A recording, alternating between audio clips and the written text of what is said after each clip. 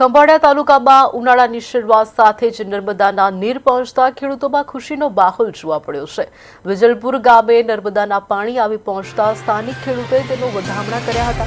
નર્મદાના પાણી આવતા ખાસ કરીને વિજલપુર તેમજ આસપાસના અનેક ગામોના ખેડૂતોને તેનો સીધો લાભ મળશે।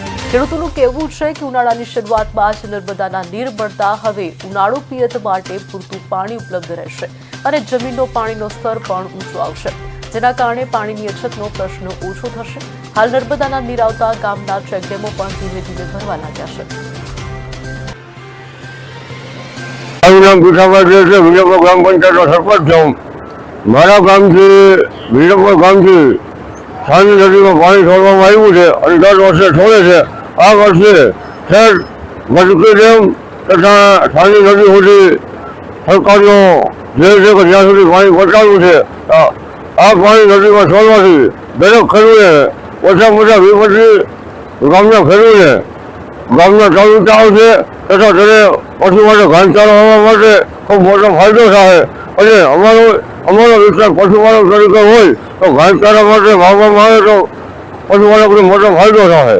જો દર વર્ષે આ રીતે પાણી છોડવામાં આવે તો અમારા ખેડૂતને મોટો ફાયદો થાય એમ છે અને પાણી છોડવા બદલ ગુજરાત સરકાર તથા મુરભાઈ બેરા સાહેબનો અમે ખૂબ ખૂબ આભારી છીએ।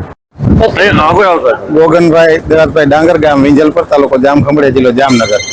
ગત રોજ નર્મદાનું પાણી છોડવામાં આવ્યું સાની નદીમાં અને વિંજલપરનો જે ત્યાંથી શરૂઆત થાય છે તે છેક સાની નદીના છેવાડાના ડેમ ત્યાં સુધીના બધા જ નાના નાના ચેકડેમો ભરાઈ જશે અને જમીનની અંદર વોટર લેવલ ઊંચું આવશે, જમીન પરકોલેટ થશે અને ખેડૂતોની જીવાદરી સમાન આ નર્મદા નદી છે પીવા પશુ પક્ષી બેક્ટેરિયાથી લઈ જળ એ જ જીવન એ અંતર્ગત અને ખેડૂતોની આજીવિકા કહેવાય। કાળે ઉનાળે પાણી છોડવામાં આવ્યું તો ખેડૂતોને મોટો ફાયદો થશે એવું અમારું માનવું છે અને સરકારશ્રીનો આભાર પણ માનું છું।